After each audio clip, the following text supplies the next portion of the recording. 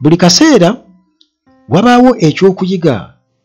Ettemu e Kampala lyeyongedde era baana bawala naddala abato abakyanoonya omukwano ku mutimbagano munnange mulina okubeera nga mwegendereza, kubanga waliwo omuvubuka eyasibiddwa lwakutta girlfriend we ku first date. Muvubuka muto myaka 16 naye ng'ate girlfriend oba omuntu gwe yayita okudeetinga wa myaka 23 naye ng'omukwano bagunoonyeze okwo ku mutimbagano. Ate munnange yagenda ku Bwakadaama akomeddewo mu coffin. Ebyembi oba ekyennaku nti enfa ye oba ekyamusse tekitegeerekeka era abafamire munnange tebamanyi omuntu waabwe yagenda nga mulamu lwaki yafa era ekyamutta ki, kubanga tewali abannyonnyola. Kakati munnange si birungi yadde n'akamu era nga wano okwegendereza kwa maanyi nnyo naddala eri abaana ab'obuwala abadeetinga abanoonya omukwano ku mutimbagano. Kati munnange omuvubuka wa myaka 16 mwana sina muvubuka wabula mwana muto wa myaka 16 omulenzi olwo naasibiddwa emyaka ekyewuunyisa myaka 3 mu kkomera. Myaka 3 mu kkomera era nga teyaweereddwa mukisa kubeera nti nno ajulira oluvannyuma lw'okubeera nti nno yapulidinze guilty, yakkiriza omusango ogw'okutta girlfriend bwe yasisinkana ku online yamusisinkana ku mutimbagano. Kati munnange omuvubuka ono newankubadde muyita omuvubuka naye mwana muto myaka 16 tannavubuka. Amannya ge tetusobodde kubeera nga tugategeera kubanga tekikkirizibwa mwana tanneetuuka mu myaka kubeera nga amawulire oba oliawo gamwasanguza. Kale munnange lwobadde lunaku lwakubiri wiiki eno yennyini gyetukubye gyetulimu wiiki eno gyetuli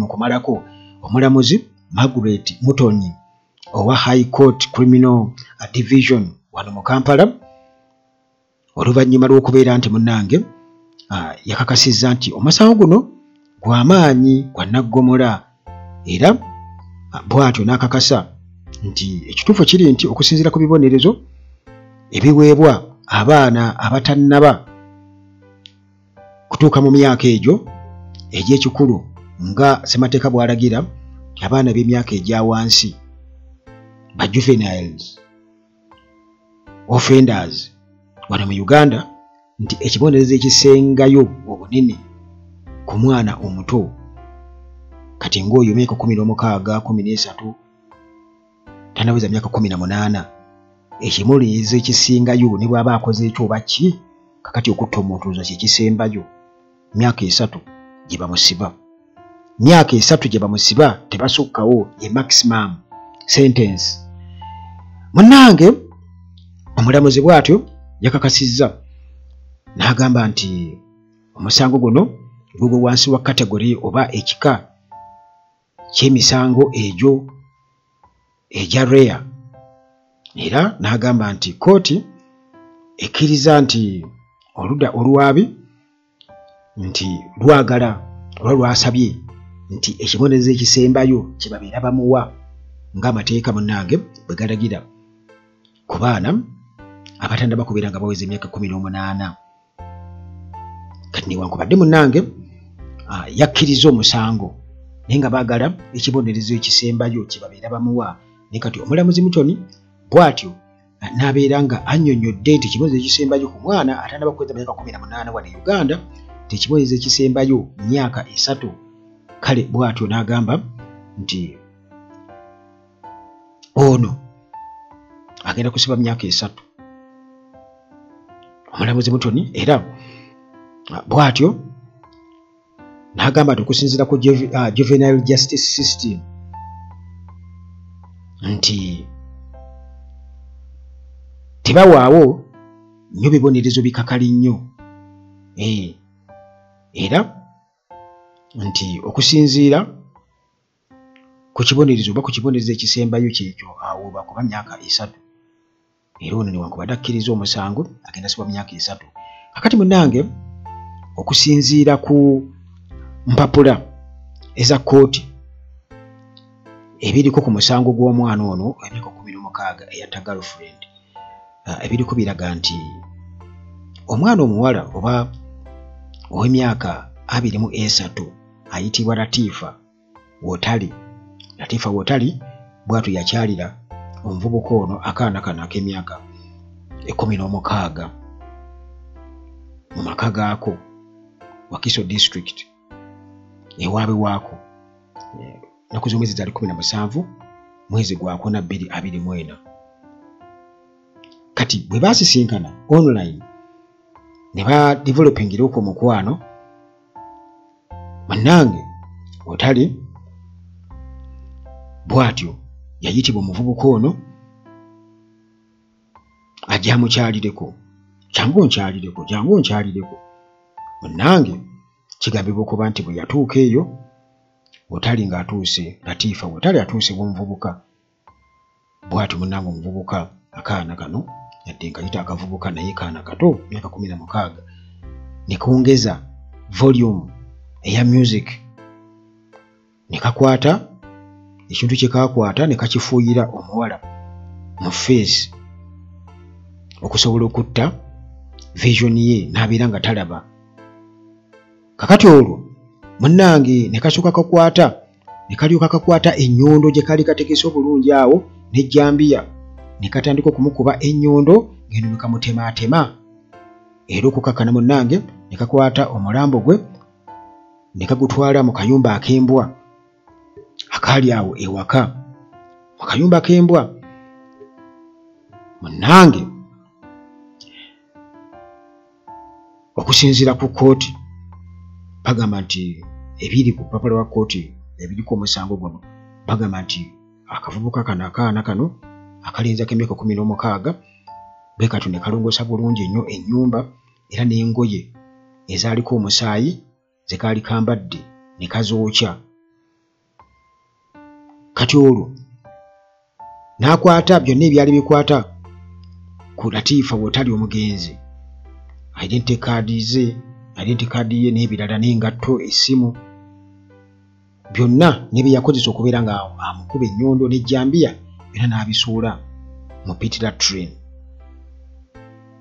n'abisuula mu kabuyonjo. Twegamba okukakasa nti tewali kyali okulaga nti tewali kyabaddewo nti obujulizi bwonna bukweke.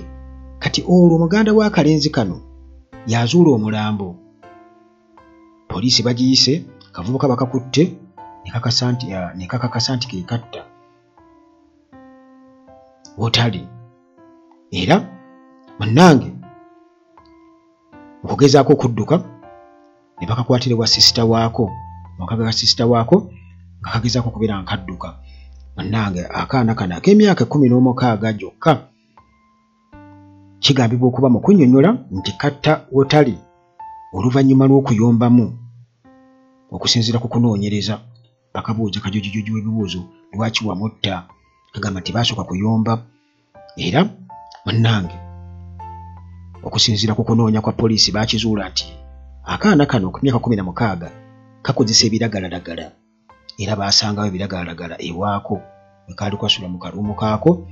Naye okusinziira ku ripooti ez'abasawo bagenda okukebera omulambo tebaasanga nti oba kaali kamukozesezza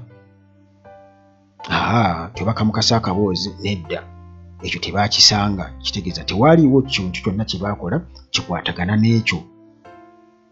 Naye kukagamba nti baayomba ne kamufuuyira nga bw'onogamba ekintu mu maaso, ne kakwata ennyulo ne kakuba ku mutwe ne katema. Munnange omulamuzi Mutoni bw'atyo n'abeera nga emyezi, jjukira nti baali kati basalidde omusango mu bbanga lino mu mwezi guno ogwokuna bwe tukubye emabega, tuli mu Gwakutaano, naye mu mwezi ogwokuna bwe tukubye emabega nga guggwako basaza omusango guno, emyezi 11 gye kabadde kaakamala mu kkomera.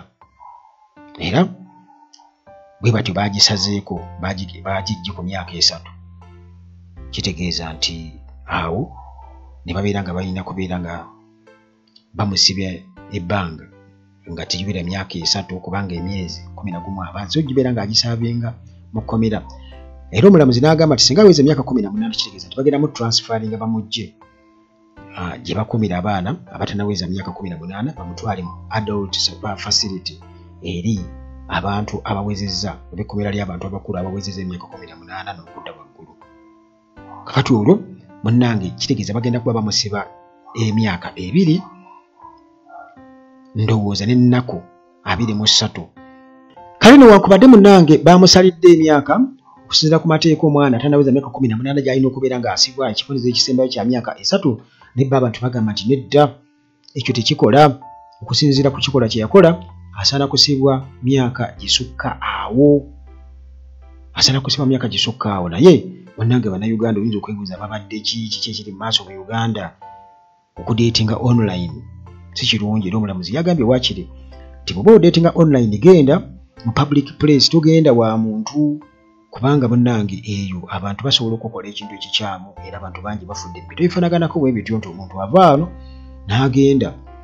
Waliwo kati abeetundira ku online bwe batyo ayinza okulinnya pikipiki n'emutwala ng'agendera ku ndagiriro.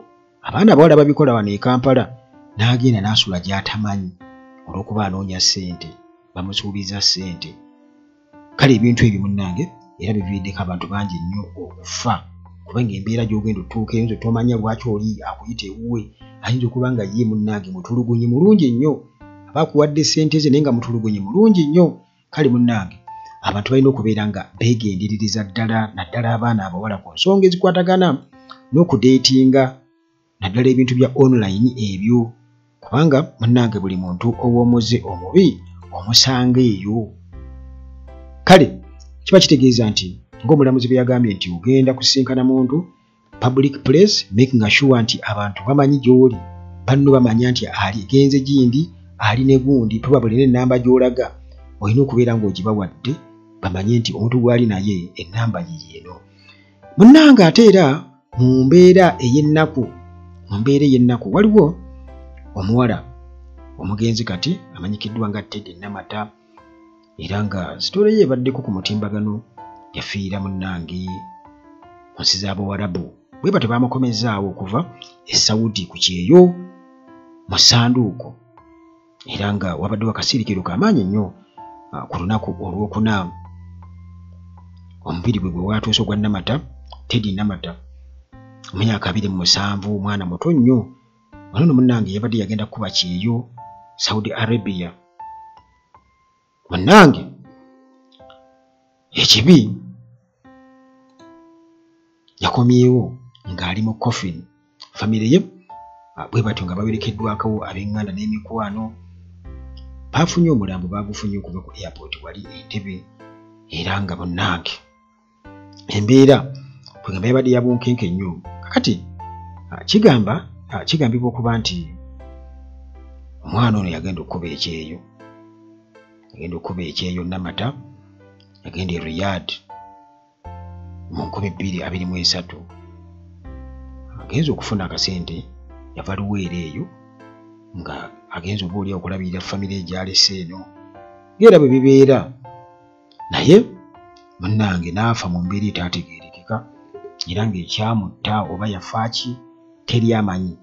Kale famire yiye ng'eyagala bwakiri wabeerewo kye babagamba ku nfa y'omwana waabwe, naye munnange ne kampani eyamutwala terina kyennyonnyola kituufu ku kye kyavaako omwana ono Namata okufa.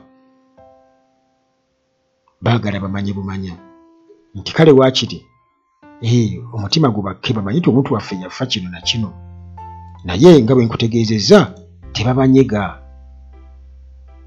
nti omwana yagenda okukola, tebasobola kubeera nga bamufuna nga mufu yagenda nga mulamu. Kale kwegamba ebintu si byangu nnyo, abantu bafudde bangi nnyo, abaana bafudde era nga okusinziira munnange ku mbeera eriwo bino bikyagendera ddala mu maaso newankubadde ng'okufa kuba kufa,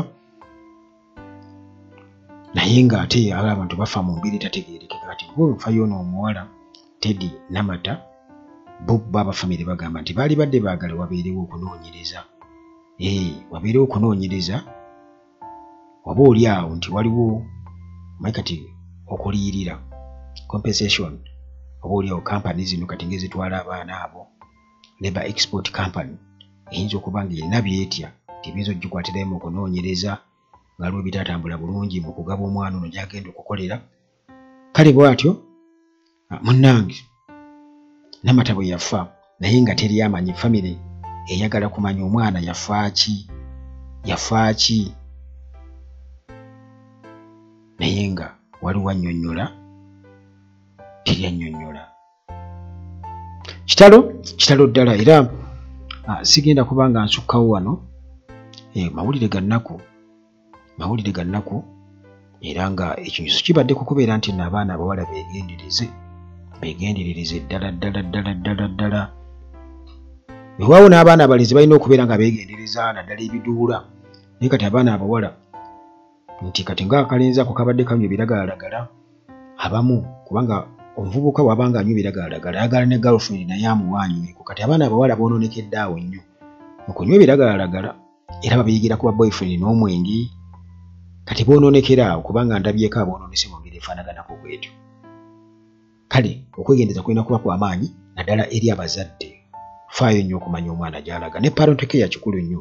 Parental care kikulu nnyo ne guidance kubanga singa tebaawo kireetera omwana okumala gakola ebintu ebimu n'agwa mu butego bw'atandiguddemu